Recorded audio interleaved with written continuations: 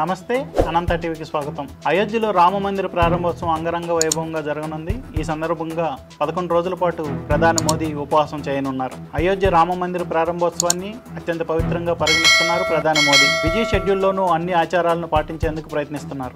ఆలయంలో దేవుడి విగ్రహ ప్రాణప్రతిష్ఠ, ముడుపు కట్టడంతో పాటు ఆ రోజుకు కొన్ని రోజుల ముందు నుంచే కొన్ని ఆచారాలను పాటించాల్సి ఉంటుంది. మోదీ రామభక్తుడు.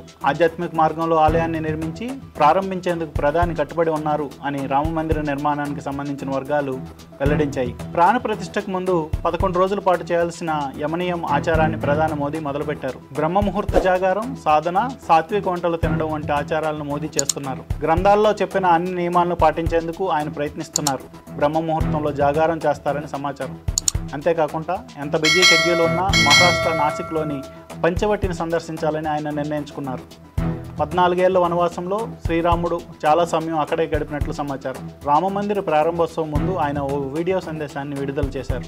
ఈ సందేశంలో ఆయన మాట్లాడుతూ, ఇలాంటి భావాలను నేను ఎప్పుడూ అనుభూతి చెందలేదు. ఇలాంటి పవిత్రమైన రోజును చూడడం నా అదృష్టం. ప్రాణప్రతిష్ఠ సమయంలో భారత ప్రజలకు ప్రాతినిధ్యం వహించేందుకు భగవంతుడు నన్ను ఎంపిక చేశాడు. ఈ ఘట్టం కోసం వేలాది మంది ప్రజలు ఎదురు చూస్తున్నారు అని ప్రధాని వ్యాఖ్యానించారు. అయోధ్య రామమందిర ప్రారంభోత్సవాన్ని కేంద్ర ప్రభుత్వం అత్యంత ప్రతిష్టాత్మకంగా పరిగణిస్తున్న విషయం తెలిసిందే.